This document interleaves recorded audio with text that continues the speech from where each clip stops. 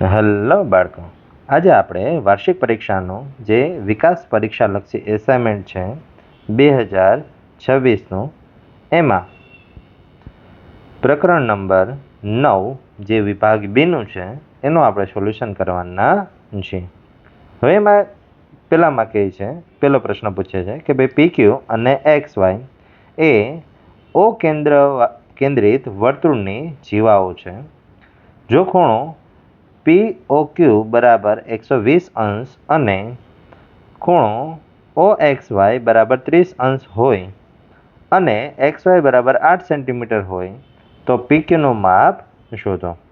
એટલે અહીંયા આપણને શું આપ્યું છે કે ભાઈ બે જીવાઓ આપી છે. કઈ બે જીવાઓ આપી છે? તો અહીંયા XY અને PQ આ બંને જીવાઓ છે. પછી તો આ બંને જીવાઓને કેન્દ્ર સાથે જોઈન્ટ કરવાની છે, એટલે કે અહીંયા બંને જગ્યાએ એક એક ત્રિકોણ બની જશે. હવે આગળ આપણને એવું કહે છે કે ભાઈ જે એક ત્રિકોણ છે એમાં બે ખૂણાના માપ આપ્યા છે. કે એમાં સૌથી પહેલા કહે છે કે ભાઈ POQ એટલે ક્યાં ભાગ? તો કે આ બાજુનો ભાગ. એટલે આ જે ખૂણો છે એનું માપ આપણને અહીંયા 120 આપી દીધું. પછી તો કે OXY ખૂણો, તો કે OXY એટલે ક્યાં બનશે? તો કે અહીંયા જે બીજા ત્રિકોણમાં આ જે ખૂણો બને છે OXY, આ ખૂણાનું માપ છે આપણને 30 અંશ આપી દીધું. અને બીજું કહે છે કે ભાઈ XY બરાબર 8 સેન્ટીમીટર, એટલે XY એ આપણને જીવાનું માપ છે એ 8 સેન્ટીમીટર આપેલું છે. તો PQનું માપ કેટલું થશે? આ માપ છે આપણે શોધવાનું છે. તો હવે અહીંયા શું કરીએ તો કે સૌથી પહેલા તો આ જે ત્રિકોણ છે એમાં જરાક ધ્યાનથી જોઈએ. બંને ત્રિકોણ છે એને સરખાવીએ અને બંને ત્રિકોણને સરખાવી અને આપણે બે ત્રિકોણને એકરૂપ ત્રિકોણ છે એ બતાવશું. યસ, બંને ત્રિકોણને એકરૂપ બતાવવા માટે આપણે શું કરીએ? સૌથી પહેલા તો આ જે પહેલો ત્રિકોણ છે ને એ લઈ લઈએ. કારણ કે જો બે ત્રિકોણ એકરૂપ થઈ જાય તો બંનેની જીવાઓ છે એ સરખી થઈ જાય, એટલે આપણે એનો ઉપયોગ કરવાનો છે. હવે ત્રિકોણની બે બાજુઓ સમાન છે. હવે બે બાજુ કેવી રીતે સમાન થાય? કયા ત્રિકોણની? OXY. એટલે અહીંયા જે રેડ કલરથી દોર્યું છે તો કે એમાં બે બાજુઓ છે ત્રિજ્યા છે. સૌથી પહેલા OX એ પણ ત્રિજ્યા છે અને OY એ પણ ત્રિજ્યા છે. આ બંને ત્રિજ્યાઓ છે. તેથી શું થાય તો કે એ બંનેના સામેના ખૂણાઓ સરખા થાય. એટલે કે OX એની સામેનો ખૂણો એટલે Y અને OY ની સામેનો ખૂણો X, આ બંને ખૂણાઓ સરખા થાય. એટલે આપણે એનો ઉપયોગ કરીએ કે ભાઈ બે બાજુ સરખી છે એટલે OX અને OY ત્રિજ્યા છે, તેથી એ બંનેના સામસામેના ખૂણા સરખા થાય. હવે OXY નું માપ 30 આપ્યું છે, તેથી જે બીજો ખૂણો છે OYX એનું માપ પણ 30 અંશ થશે. ચલો હવે આપણે વચ્ચેનો ખૂણો, કેન્દ્ર આગળનો ખૂણો O શોધી લઈએ. તો કે ત્રિકોણના ત્રણેય ખૂણાના માપનો સરવાળો 180. એમાં OXY, OYX અને XOY બરાબર 180. ચલો હવે બંને ખૂણાની કિંમત 30 30 છે, એટલે બંને ખૂણાની કિંમત 30 30 મૂકી દઈએ. XOY એની કિંમત નથી એટલે એને એમને એમ રાખીએ. 30 અને 30 60. આ 60 ને આપણે સામે જવા દઈએ એટલે એ માઇનસ થઈ જશે, એટલે 180 માઇનસ 60 એટલે કેટલા મળશે આપણને? 120. હવે જોઈએ બાળકો કે કંઈક આવું જ હતું અહીંયા બીજા ત્રિકોણ માટે. કારણ કે અહીંયા કેન્દ્ર આગળનો ખૂણો છે આપણને કેટલાનો આપેલો હતો? તો કે કેન્દ્ર આગળનો ખૂણો 120 નો આપ્યો હતો અને અહીંયા પણ કેન્દ્ર આગળનો ખૂણો છે એ આપણને 120 નો મળે. બંનેમાં એક એક ખૂણો સરખો છે અને બંનેમાં બે બે બાજુઓ છે ત્રિજ્યા છે. એટલે હવે એના આધારે આપણે બે ત્રિકોણને એકરૂપ બતાવવાના છે. એટલે હવે અહીંયા લખીએ કે બે ત્રિકોણ XOY અને ત્રિકોણ POQ એના માટે કેન્દ્ર આગળનો ખૂણો સરખો છે, કારણ કે બંને 120 જ છે, એટલે કે XOY બરાબર POQ અને બે ત્રિજ્યા છે, એટલે કે OX બરાબર OP અને OY બરાબર OQ. એ બંને ત્રિજ્યાઓ છે એટલે સરખા થાય. તેથી અહીંયા કઈ શરત વપરાશે? તો કે તેથી અહીંયા બે બાજુઓ અને એક ખૂણાઓ, તેથી લખી શકાય કે ભાઈ તેથી બા એકરૂપતાની શરત પરથી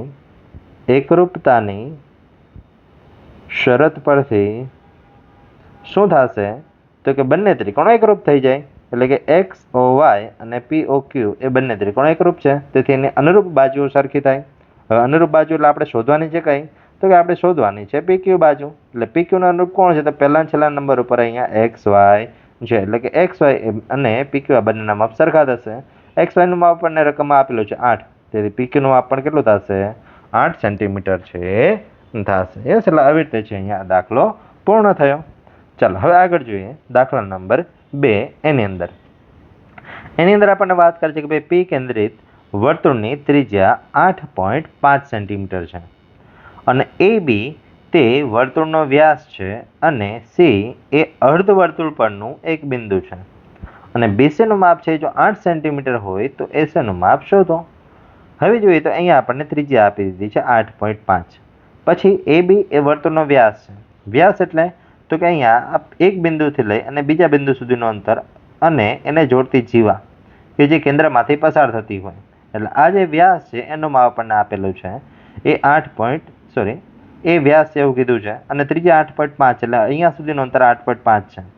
હવે અડધું અંતર 8.5 હોય તો આખું અંતર શોધવા માટે આપણે શું કરીએ તો 2 વડે ગુણીએ તો આખો વ્યાસ મળી જશે. તો સૌથી પહેલાં તો એ સ્ટેપ કરીએ કે ભાઈ વર્તુળ માટે ત્રિજ્યા 8.5 છે તેથી વ્યાસ ડી બરાબર 8.5 ગુણ્યા 2 અને 8.5 ને આપણે જો 2 વડે ગુણી દઈએ તો 5 દુ 10 વધી પડી 1, 8 દુ 16 અને 1 17, છેલ્લે એક અંક પેલા પોઈન્ટ એટલે આપણને વ્યાસ છે એ 17 સેન્ટીમીટર મળ્યો અને આપણને કીધું કે ભાઈ એ બી વ્યાસ છે તેથી વ્યાસનું માપ છે એ મળી ગયું અહીંયા 17 સેન્ટીમીટર. પછી તો કે બીસીનું માપ આપેલું છે 8 સેન્ટીમીટર અને એસી શોધવાનો છે. તો હવે એક નિયમ યાદ કરીએ કે ભાઈ અર્ધવર્તુળ જે હોય એનો અંતર્ગત ખૂણો એ હંમેશા કાટખૂણો હોય કે ભાઈ અહીંયા અર્ધવર્તુળની અંદર જો કોઈ પણ એક ખૂણો બનતો હોય તો એ હંમેશા 90 અંશનો ખૂણો હોય એટલે અહીંયા આપણે એનો ઉપયોગ કરીએ. એટલે હવે એમાં પાયથાગોરસનો પ્રમેય વાપરીએ. હવે પાયથાગોરસના પ્રમેય પાછું કર્ણ કોણ થાય તો કે 90 અંશની સામેનો ખૂણો કર્ણ એટલે એ બી છે કર્ણ થશે કે કર્ણનો વર્ગ એટલે એ બીનો વર્ગ બરાબર બાકીની બે બાજુના વર્ગનો સરવાળો. એટલે કે અહીંયા એ બીનો વર્ગ બરાબર એસીનો વર્ગ પ્લસ બીસીનો વર્ગ. ચલો જેની કિંમત ખબર છે એની કિંમત આપણે લખી નાખીએ કે ભાઈ એ બીની કિંમત એ આપણી પાસે 17 છે. હજી હમણાં જ આપણે શોધી એટલે ત્યાં 17 લખી નાખીએ. એસી શોધવાનું છે એટલે એમના એમ. બીસી એની કિંમત આપણને 8 છે એ આપેલી છે. ચલો હવે 17નો વર્ગ એટલે કે 289. એસીનો વર્ગ એમને એમ કારણ કે કિંમત નથી. 8નો વર્ગ 8 64. 64ને આપણે સામે લઈ જઈએ એટલે 289 માઇનસ 64 અને 289 માંથી 64 બાદ કરી દઈશું એટલે મળશે આપણને 225. અને બાળકો 225 તો કોનો વર્ગ છે 15નો વર્ગ એટલે ત્યાં આપણે 15નો વર્ગ લખી શકાય અને બંને બાજુથી વર્ગમૂળ લેતા એટલે બંને બાજુથી જે વર્ગ છે નીકળી જશે એટલે એસી બરાબર આપણને મળશે 15. તેથી એસીની કિંમત આપણને 15 સેન્ટીમીટર છે મળી. એટલે અહીંયા બીજો દાખલો છે એ પણ પૂર્ણ થયો. ચાલો હવે આગળ દાખલા નંબર 3 એની અંદર આપણને કહે છે કે ભાઈ પી કેન્દ્રિત વર્તુળમાં જીવા એ બી એની લંબાઈ 40 સેન્ટીમીટર છે અને કેન્દ્ર પી થી અંતર એ 21 સેન્ટીમીટર છે તો વર્તુળનો વ્યાસ શોધો.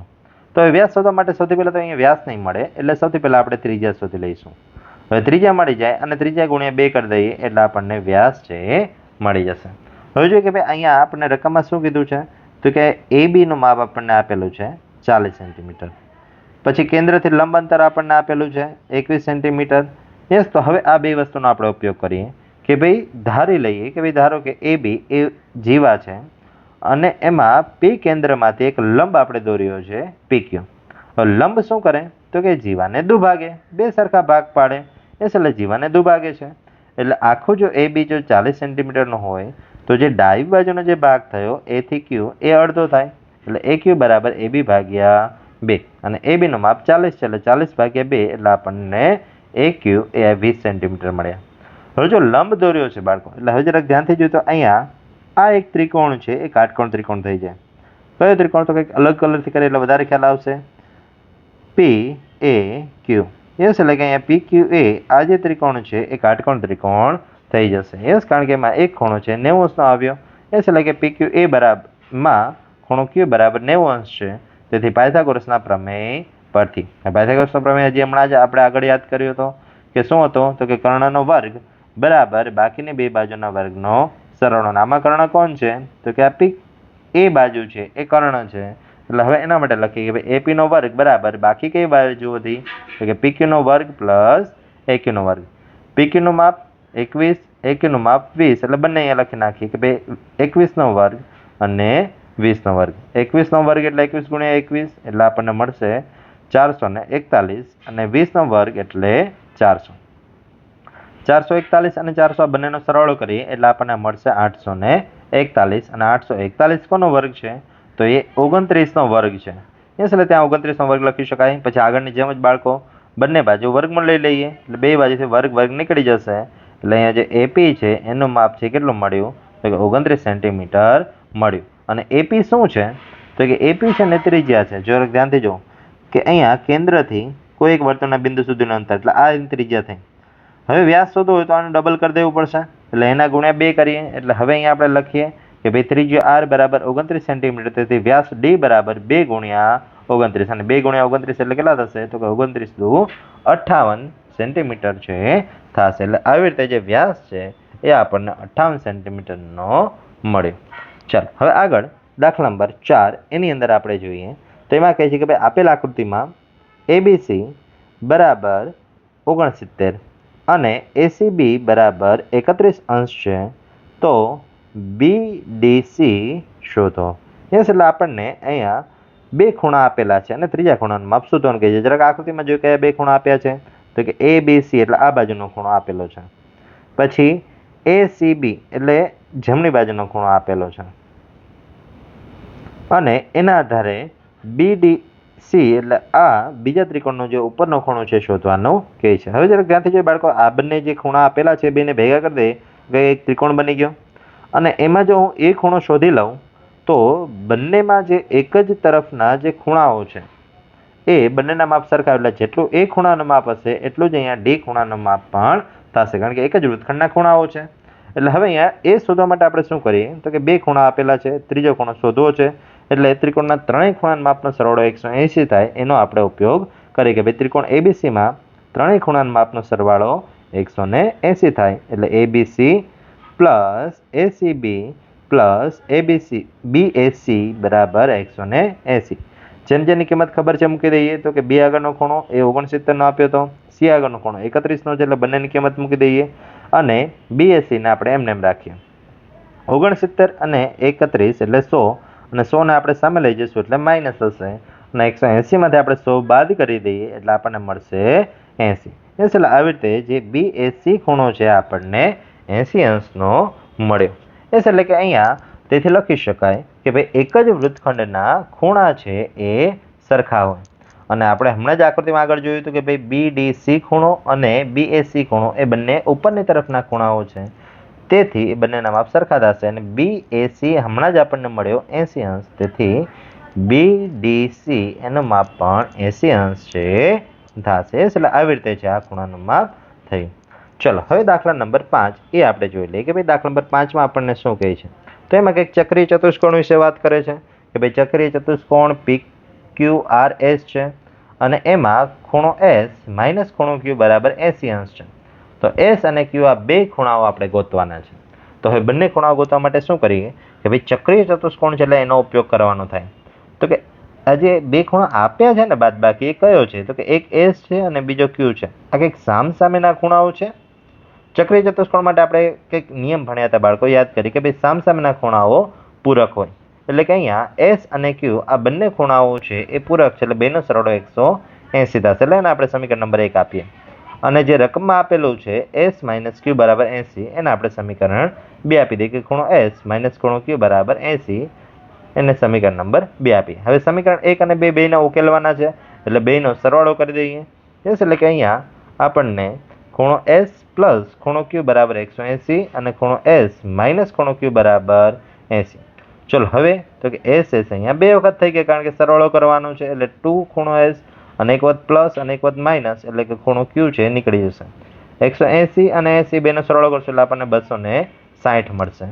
હવે અહીંયા બે ગુણાકારમાં જે સામે જશે એટલે ભાગાકારમાં, એટલે 260 ભાગ્યા 2, એટલે અહીંયા 13 દુ 26, એટલે કે અહીંયા 130 મળશે. એટલે કે ખૂણો S એ આપણને મળ્યો 130 અંશ.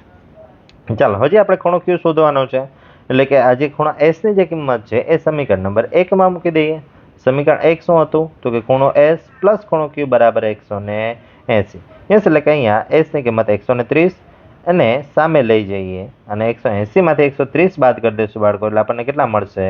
તો કે 50 છે મળશે. એસ કે તેથી ખૂણો Q બરાબર આપણને 50 છે અંશ મળ્યું. એટલે આવી રીતે છે આ ચેપ્ટર છે અહીંયા પૂર્ણ થયું. થેન્ક યુ બાળકો. મળીએ નેક્સ્ટ વિડીયોમાં નેક્સ્ટ ચેપ્ટર સાથે.